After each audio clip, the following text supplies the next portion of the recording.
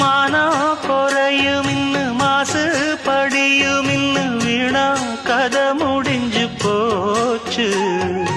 ஈசான மூலையில லேசான பள்ளி சத்தம் மாமன் பேர சொல்லி பேசுது.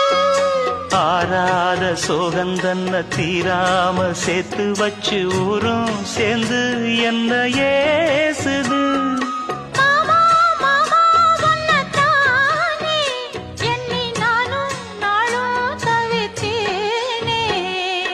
கூண்டுக்குள்ள என்ன வச்சு கூடி நின்ன ஊற விட்டு கூண்டுக்குள்ள போனதென்ன கோலக்கிளியே.